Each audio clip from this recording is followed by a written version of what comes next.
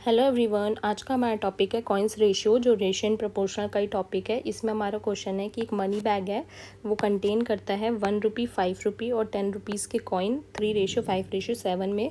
Total amount जो है bag का वो 980 हो जाएगा। तो हमें बताना है कि 10 रुपीज़ के उस बैग के अंदर कितने कॉइन्स है।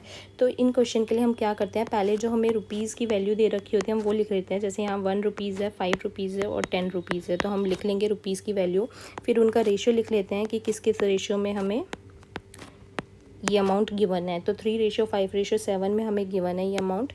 तो अब हमें टोटल अमाउंट निकालना है बैग में। टोटल अमाउंट 980 दिया हुआ है, लेकिन हम इसके अकॉर्डिंग निकालते हैं कि कितना होगा टोटल अमाउंट। तो देखो, जैसे अगर हम पे 2 रुपीज़ के 4 कॉइन्स है 2 रुपीज़ के, तो हम पे टोटल पैसे कितने हो गए, 8 रुपीज़ हो गए।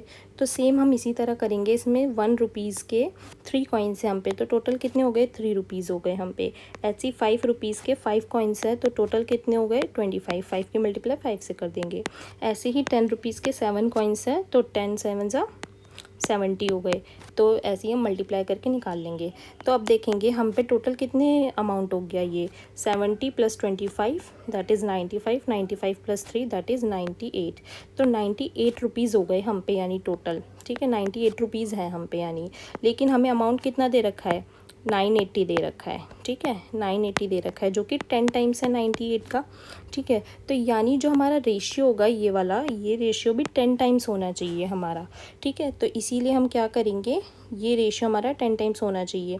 तो 1 रुपीज़ का हमें रेशियो क्या दे रखा है, 3 दे रखा है, लेकिन क्या है 10 टाइम्स होना चाहिए, तो 30 हो गए। 30 हो गया इसका, यानी 30 कॉइन्स हैं हम पे 1 रुपीज़ के।